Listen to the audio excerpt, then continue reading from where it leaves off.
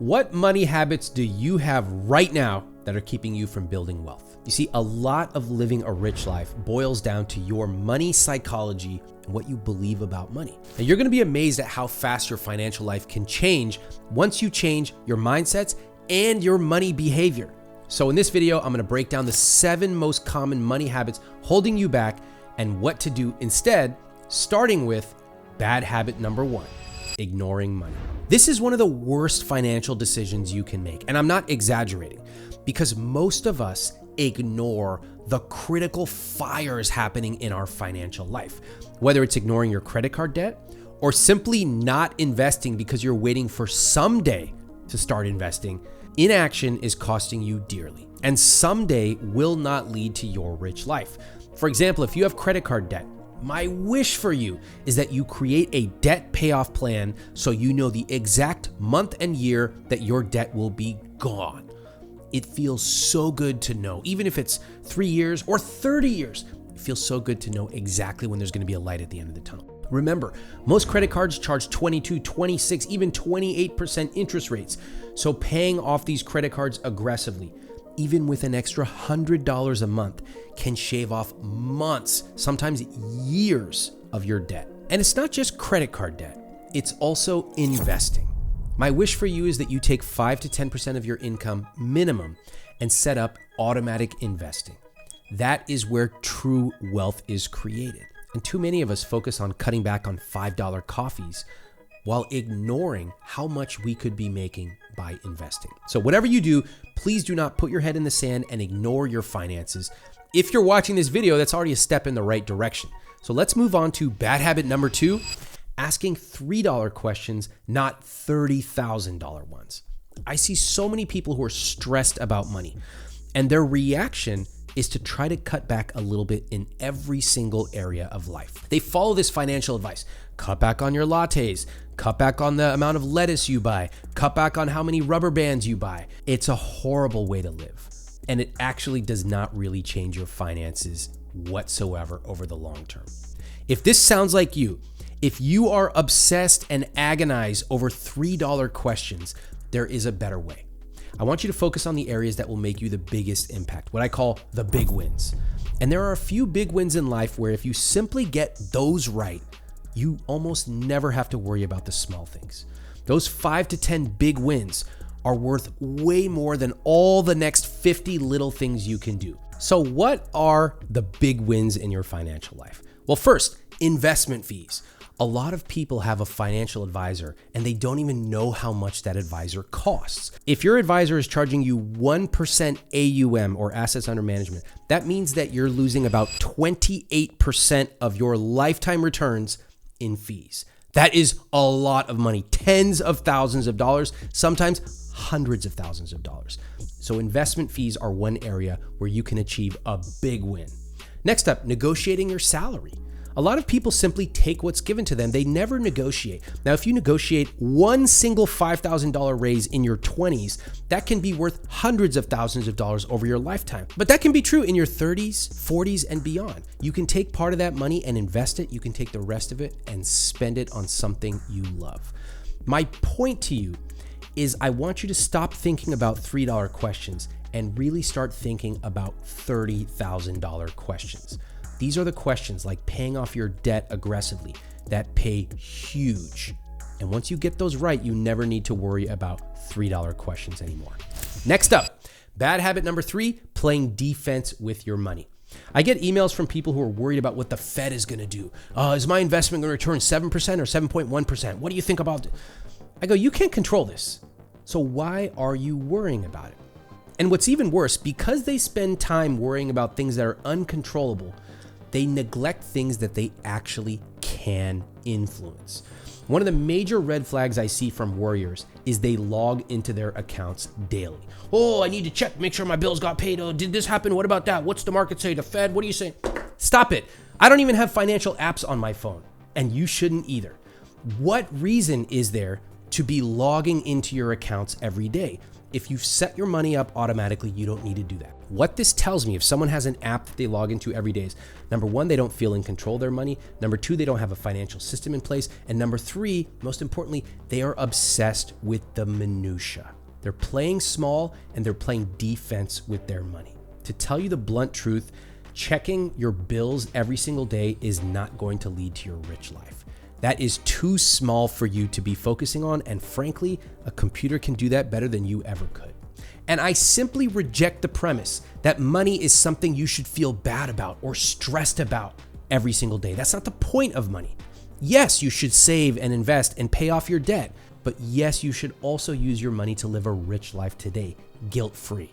And to do that, you have to play offense with your money. When you have a proper financial system, there is no reason to log into your accounts daily. Which brings me to bad habit number 4. Following invisible scripts. Invisible scripts are beliefs that are so deeply embedded in us that we don't even realize they guide our attitude or behaviors. And over time, these scripts can become dangerous psychological traps that hold us back. Let me show you an example of an invisible script. In America, you should buy a house because you're throwing money away on rent. That's an invisible script. We grow up hearing it from everyone, movies, TV shows, and we start to believe it over time. Is it true? Maybe, maybe not. On my podcast, I'll ask couples, what do you remember your family saying about money when you grew up? And you know one of the most common things they say? Their parents told them, we can't afford it. Now think of it. Fast forward 30 years later, you get a great job, you start investing money, and you cannot figure out why you still feel so guilty about buying a coffee. Now most people never make the connection between what they grew up with and how they feel about money decades later. That's why I call them invisible scripts. So the next time you have a negative reaction to money, write down your money belief. Acknowledge them, even interrogate your own beliefs. Why do I believe this? What if I did the opposite? Who do I admire? How would they think about this? And then decide, what scripts do I want to follow? And what scripts do I want to reinvent for the next chapter of my life? By the way, here are a couple of other common invisible scripts that many people grew up with. We don't talk about money. Well, how can you expect to get ahead if you're not actually talking about money? What's really going on with this invisible script is that people think money is a source of stress, overwhelm, guilt, and anxiety.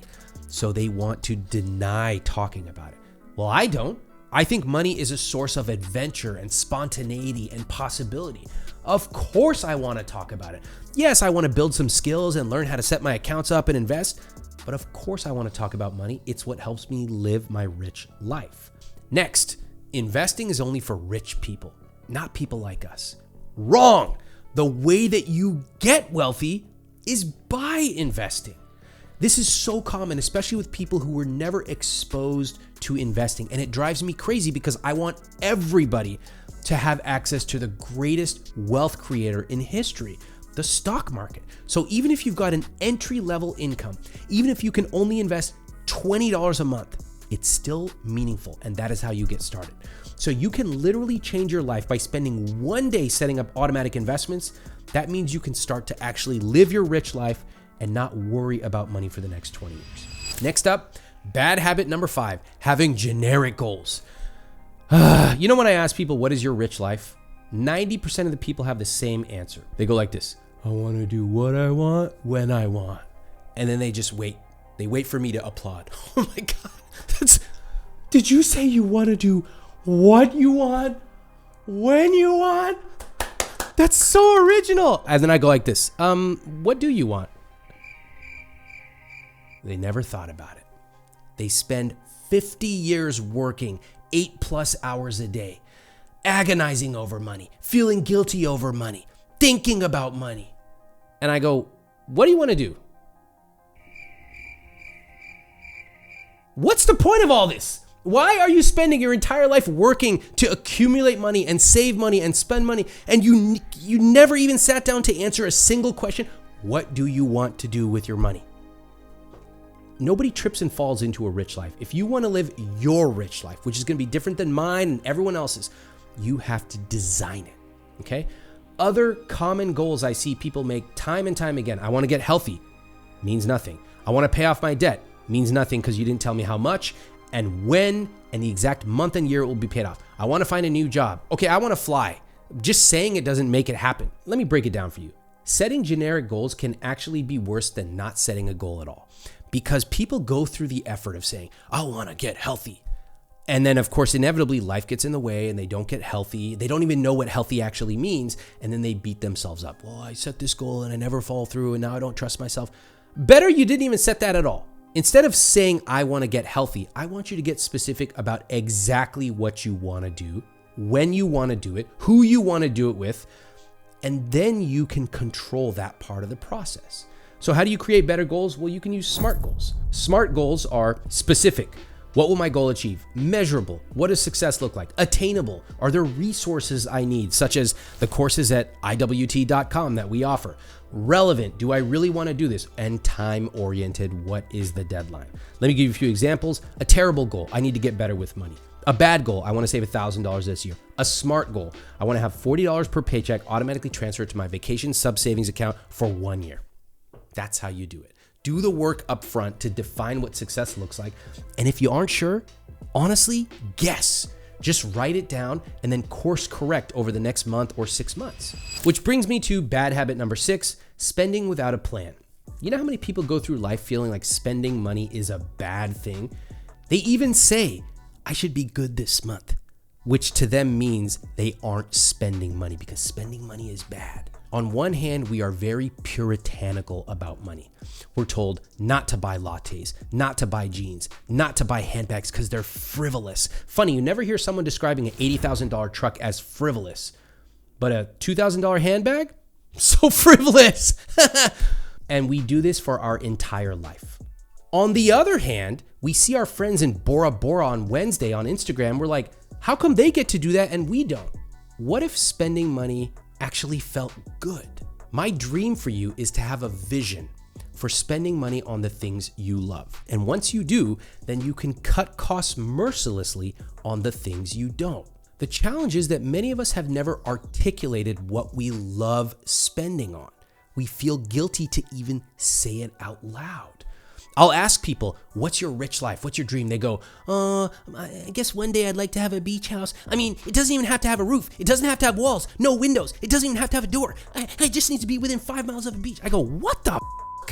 I just asked you your rich life and you just minimized everything, so now you're living in a shack? What kind of answer is that? And it's not that they're a bad person. It's that we have been taught to play small. Now, I don't know about you, but I don't want to play small, and I don't want to wait until I'm 90 to finally enjoy my money. I want to live a rich life today and a richer life tomorrow. Here's what you do. You got to know your numbers using my conscious spending plan template, which you can download right here. Then you prioritize what you want to spend more money on. Now, you can't predict everything. That's life. But knowing your numbers will allow you to build in some flexibility into your life. You'll be able to handle the unexpected expenses that life inevitably throws your way. If you only track the 4 numbers in my conscious spending plan, then when things come up unexpectedly, you won't be thrown off financially. The CSP has 4 major buckets on where your money goes. First is fixed costs. Your fixed cost should be no more than 50 to 60% of your take-home pay. Otherwise, you're going to feel constantly stressed out about money. Next, your investments. I recommend at least 10% of your take-home pay. Of course, the more the better, because this is where real wealth is created. Next, your savings. This is 5 to 10% of your take-home pay minimum. This is for an emergency fund and expenses that you're going to have in roughly 1 to 3 years. And finally, my favorite one of all, guilt-free spending. Now that should be between 20 to 35% of your take-home pay. I know what you're thinking. That's a lot. Yes, it is. This is your fun money for anything you want to spend on this month. Could be eating out, throwing a party, taking a trip, treating your spouse or family. Don't get too stuck thinking what goes where or if your numbers are exact. My suggestion, estimate it, implement the plan, and you can adjust as needed. Now, if you follow the conscious spending plan, you're going to be saving automatically every month, investing automatically every month, and best of all, spending money with intention. All right, I have one more money habit left, But before we get to that, if you're not already subscribed to my channel, go ahead and do that for me really quick. And now, bad habit number 7, having a scarcity mindset. Have you ever said one of these phrases? I'm never going to be able to afford that. That's a waste of money. I don't need to spend on things like that. If you've said any of those phrases, you may find it difficult to spend money on yourself. And if so, a good place to start is to look at your numbers to know why you are feeling that way. Sometimes you're right. If you have a huge amount of credit card debt, you probably shouldn't be staying at an ultra luxury hotel. If your fixed costs exceed 60% of your take-home pay, yeah, you probably cannot afford that new car, okay? But in other cases, it's a scarcity mindset. And I've spoken to people who have millions of dollars in the bank and they can't bring themselves to buy blueberries or take a trip that their spouse has wanted to take for decades. That holds you back. I would challenge you to adopt a growth mentality, to use money to live a rich life, because the point of money is not to hoard it and save it. It's to use it for your rich life. Now that we've gone through the 7 most common money habits keeping people stuck, I hope you're able to identify which habits are keeping you stuck, and better yet, you know exactly how to change these into positive habits. Check out this video popping up on screen to watch more.